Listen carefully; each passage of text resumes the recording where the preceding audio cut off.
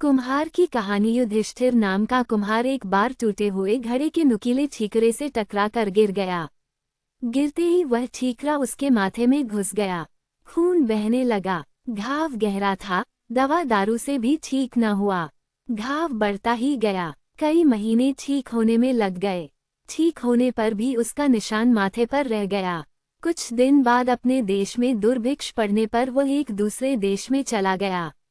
वहां वह राजा के सेवकों में भर्ती हो गया।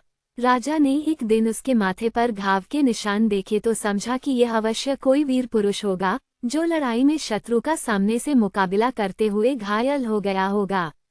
ये समझ उसने उसे अपनी सेना में ऊंचा पद दे दिया।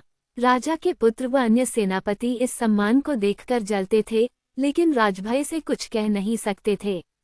कुछ दिन बाद उस राजा को युद्ध भूमि में जाना पड़ा।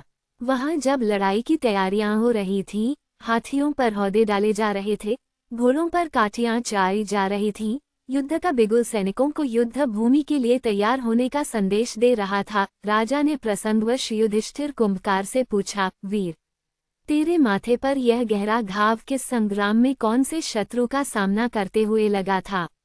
कुंभकार ने सोचा कि अब राजा और उसमें इतनी निकटता हो चुकी है कि राजा सच्चाई जानने के बाद भी उसे मानता रहेगा। ये सोच उसने सच बात कह दी कि ये घाव हथियार का घाव नहीं है।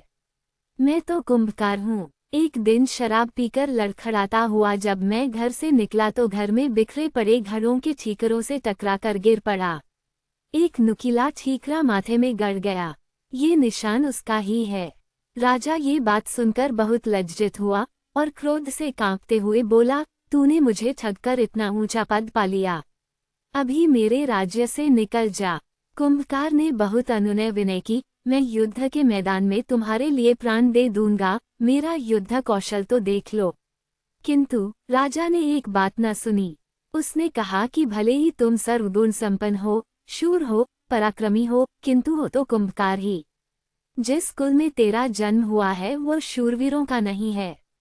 तेरी अवस्था उस गीदड़ की तरह है जो शेरों के बच्चों में पलकर भी हाथी से लड़ने को तैयार न हुआ था। इसी तरह राजा ने कुंभकार से कहा, तू भी, इससे पहले कि अन्य राजपुत्र तेरे कुम्हार होने का भेद जाने और तुझे मार डालें, तू यहाँ से भागकर कुम्हारों में मिल जा। अंत में कुम्हार वह राज्य छोड़कर चला गया।